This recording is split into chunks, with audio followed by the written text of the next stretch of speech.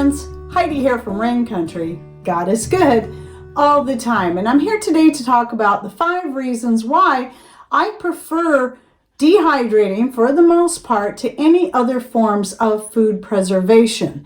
And this doesn't mean I don't use those other methods such as canning, be it pressure canning, water bath canning, or freezing. But as the years go by, I'm finding I prefer dehydrating for more and more things, even those things I used to always can. So let's get to these 5 points. Number 1 reason is the amount of space that it saves over any other method. And that includes even freeze drying. I don't have a freeze dryer. I have videos on why I don't have a freeze dryer and why I even turned down a free one. If you're interested in those, I'll link to them down below. Believe it or not, dehydrating saves even more space than freeze drying. And obviously more so than canning. In fact, things like a zucchini, for instance, I can fit, I think, at least a total of 4 regular size zucchini into a quart jar like this once it's all dehydrated up. And if I powder it, then I can fit twice that many. That means 8. So I do sometimes powder it up. I have some things I powder and some that I don't, but not everything saves as much room as that, but all of them save at least a little bit of room over canning or freezing, which of course means these aren't taking up room in my freezer either, which also means I don't have to rely on power to keep them preserved as you do for things that you freeze. Number 2 reason is that I can just do a little at a time, as little as I want at a time, and not have to worry so much about the energy used as I would if I'm canning. Now, when I'm canning something, especially when I'm pressure canning, I like to make sure that my canner is as full as I can get it. Now, I have a big canner. Actually, I have 2. I have a smaller one that I use when I want to do smaller jobs. But if I'm doing a lot, then like green beans are still one of my favorite things to can, then I like to make sure that I have enough beans from my garden that I can fill up my canner full, which means if I'm doing pints, I'm going to do 16 to 18 jars of green beans. Well, if I'm dehydrating the green beans like I have here and here, then I don't have to wait. I can just start dehydrating the beans as they come in. I don't have to let them pile up or freeze them until I'm ready to can them. I can just start doing them immediately. Now, I do, to be honest, still prefer the flavor and texture of canned green beans over dehydrated. But this year I dehydrated up a lot simply because I still have a lot of green beans back there and I just didn't have the space to can all the ones that I wanted to put up, where I could put just as many beans in far fewer jars, at least half the amount of jars, by dehydrating them first. And as long as I'm throwing those ones into soups or a roast where it's going to have some kind of liquid it can cook in, they still turn out quite good. Same thing with the carrots. This was a new one for me this year, to dehydrate my own carrots from my own garden, and I love them. In fact, I found out I prefer the dehydrated carrots once they've been cooked up to the canned goods. But again, I only have to do it a few at a time. Now, number 3 reason, and this might be surprising, but it does save fuel and energy depending on how you're dehydrating. Now, during the time of year I'm doing most of my dehydrating, because we have solar power, I can run my electric dehydrators off of solar power. And then when I'm doing dehydrating through the parts of the year, which is the rest of the year pretty much, because sometimes we can have fires going 9 months out of the year in our cool, wet climate, then I'm using the power of our wood stove for dehydrating. And that can be in the form of either on top of the wood stove on the special rack that Patrick built, or even next to the wood stove, depending on the item. Some things can't handle that high of a heat, so having it close to the wood stove is better. So that those would be the things like any kind of herbs that I'm dehydrating. Those are things I'd be doing next to the wood stove instead of on top, but things like potatoes and apples and more I can do on top of the wood stove. And so I'm saving fuel by doing that. If I'm already burning a fire, I'm already using that wood to keep the house warm and dry my laundry and to cook on. Why not also utilize it for dehydrating? Whereas when I'm running a canner, I use propane in that case. And so that's fuel that I have to purchase. That's going to be only used for canning. So using the wood stove or using the solar power, things that are already going anyway, that's already there. I'm not going to pay more to use it. That just makes sense for me. So I realize that point as far as saving energy or fuel is not going to apply to everyone, but it's what applies to me. And that's what I'm sharing with you. Number 4 is that even though a lot of people think that dehydrated foods are hard to use, it's confusing to them, they're actually very, very easy to use. All you have to do is find a way to rehydrate them. Some things can simply soak in some just room temperature water, and that's good enough.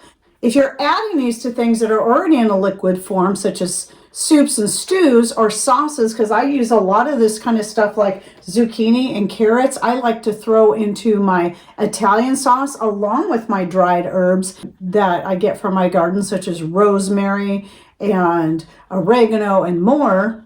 Then those things I don't even have to worry about rehydrating ahead of time. But when it comes to things that maybe I'm going to use in a casserole, and maybe there's not a whole lot of liquid in that casserole or just enough for everything else, then that case I might want to cook them a little bit in water or soak them. So some things like the carrots and the potatoes, like here I've got some diced potatoes, here I have sliced potatoes. Those ones are going to be easier if you can just use plain water, you can use soup, you can use anything with flavor if you want, and just cook them for a few minutes, then use them in your casserole. So in the instance of the sliced potatoes like I have here, this is something I decided to do so I can have them pretty much ready to go for making dishes like moussaka, where I need the sliced potatoes. And so all I have to do, I mean, they're already sliced and peeled and they've even been pre-cooked. I just need to cook them a little bit in hot water for about 10 minutes so that they will rehydrate enough that I can layer into the pan and then add all the rest of my ingredients. And then of course you layer some on top. Even though I've yet, at the time I'm shooting this video, to make moussaka with it, I'm going to use up my fresh potatoes first anyway, but I have tried cooking these up, just boiling them for a few minutes to see how well that worked, and it worked great. So I'm very, very happy with that. And it does make, once all this preparation is done, just like with canning, it makes it easier down the road. Now, foods that have been dehydrated aren't as quick to prepare for a meal as foods that are canned, because canned foods you can simply heat up. You can just throw a bunch of stuff together and make a soup, or maybe it already is a soup. You can just open something up like a jar of chili and then heat it up. I mean, that's really fast. So canned foods are the fastest as far as when you go to use them, to just warm it up and use, where dehydrating does require either a little bit of soaking or cooking in order to get them to rehydrate and or reconstitute, whatever word you want to use, and to make them where they're softer and more easy to eat. It's just a little bit more time. It's not any more difficult than using canned foods. And because of the amount of space that I'm saving, just like with my jars of tomato flakes, what's in here would equal about 4 to 5 quarts of canned tomatoes. So that's that much more space I have left in my pantry to store other things. So again, coming back to the space issue. And then if the thing's already powdered, sometimes they're even easier to use. So in the case of the pumpkin powder, this is super easy to use. You really don't even need to cook it. I mean, this just turns into a nice pumpkin puree in very little time. You can just soak it, cook it for a minute. It's very fast in comparison, like the potatoes or the carrots. And then you've got something ready for a pumpkin pie, a pumpkin dip, pumpkin cookies, and so on. And by the way, I'll be linking to my dehydrating playlist down below instead of going through and linking to all the separate videos. And in that playlist, you'll find the how to make pumpkin powder, and usually in most of these videos I'm talking about how to use them. And this also goes for eggs. So I collect the eggs from my chickens, and then I start putting a lot of them up in a dehydrated form. I used to freeze a lot. I considered using the water glass or lime water method, but decided that just takes up way too much room in my pantry. So dehydrating the eggs, which I don't have any out here, but dehydrating them just makes the most sense, takes up the least amount of room. They're super easy to use. I keep them in a raw form so that I can bake with them as well. and I love them. They're great. They're way better than freezing them, by the way. Freezing is good as long as you use them up within a year. You don't have to worry about that with the dehydrated. I find that freezing, once it gets past a year, the quality really degrades and the flavor changes. And then the last reason is, this is only going to apply to a few things, but I thought I'd throw it out there, is there are some things where I actually prefer the texture of once they've been dehydrated and reconstituted over the canned form. So one of those would be zucchini. I prefer the texture of it much better. And the carrots, I actually prefer this better. I liked the canned zucchini and the canned carrots, but both can get a little mushy and just a little too soft. Even if I don't mind eating them, the texture of these is much better. They're not going to reconstitute to the same size they were before you dried them, but they will still get plenty soft enough to eat without turning to complete mush. So I do like that when it comes to some things, that the dehydrating helps hold some texture to it. And oh, mushrooms are a great one too. Mushrooms, they're wonderful. I love using dehydrated mushrooms. Now I could talk about all of the different things I like to dehydrate, but I'm just going to list off a few more things that I've tried that I do have videos on. Meats is a big one. I've really been working on the meat thing, especially now that I found a trick to dehydrating meats that can make their texture more similar to freeze-dried meats, where they can reconstitute better. They're crispy and all that, where you can have beef jerky or elk jerky or any kind of jerky. That's going to be a chewy kind of texture, something you're going to snack on straight out of the jar.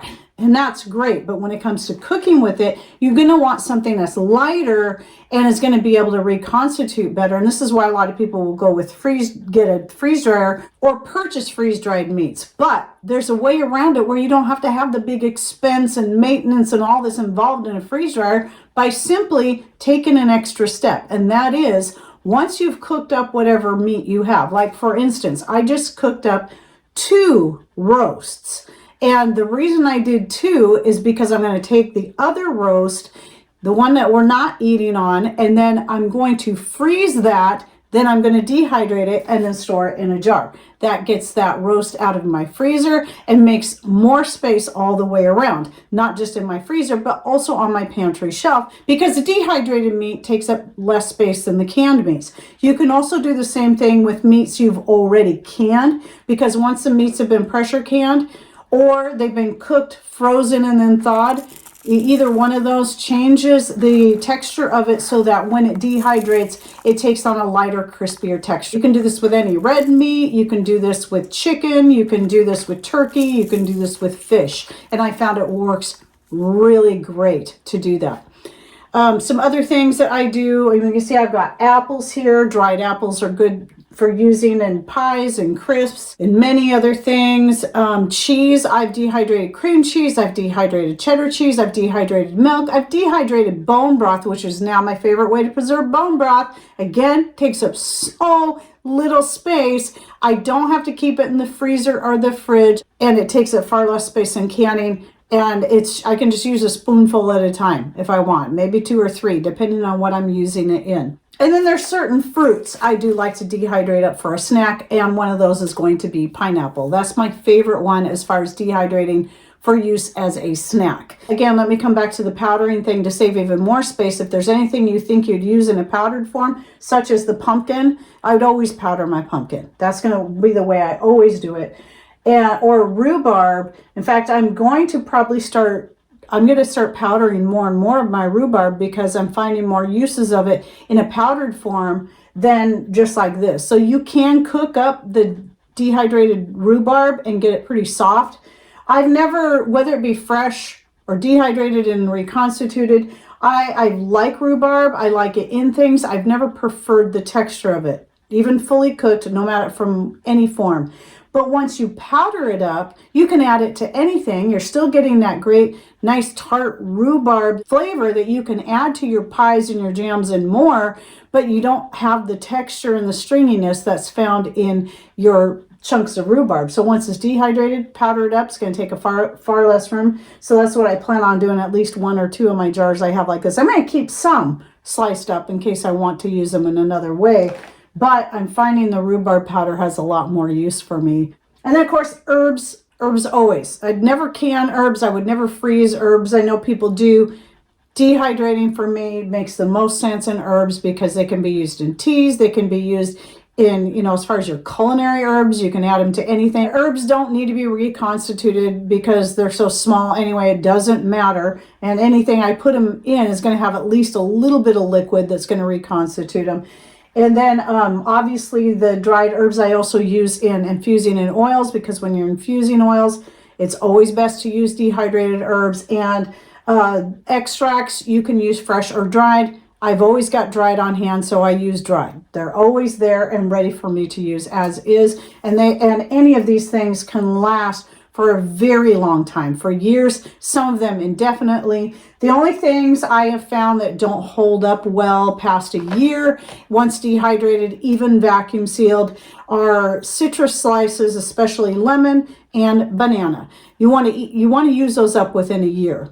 But everything else I have found that I have dehydrated, vacuum sealed, including apples, they last for years and years, and they would last indefinitely. Typically, people think that food spoils after a certain amount of time. That's not the case. When there's expiration dates and all this, it's all about quality. That's all that means. That means within a year, like with the bananas, you lose a lot of quality. They're still edible. You just lose quality. Where other things like a lot of your herbs, they can keep the same flavor for many years to come, especially if you keep them in a cool place without a lot of direct light on them, preferably no direct light. But yeah, any of your foods are going to last for very, very long. Even canned foods, same thing. They'll last for years, and I say indefinitely as long as you don't lose your seals. Some of your dried foods, like herbs, you can lose your seals on and it won't matter. I still vacuum seal and everything.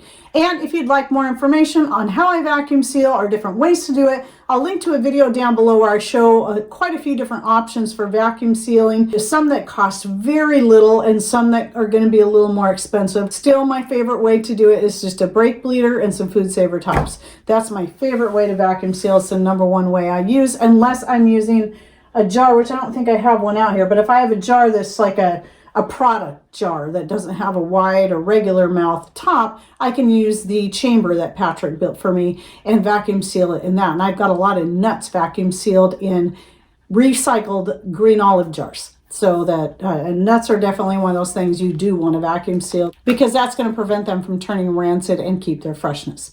All right, well, hope you enjoyed my video, and don't forget, check out my playlist down below. That way you can scroll through there and see all the different dehydrating projects I've done and maybe give you some ideas of things you might want to try. And go ahead and share with us down below your favorite things to dehydrate and why and how you use them. Oh yes, chili. I've just started dehydrating chili. Again, they take up less room and so easy to use. Just add water and cook. There you go. This only takes a few minutes. All right, well, thanks for watching. Take care and God bless.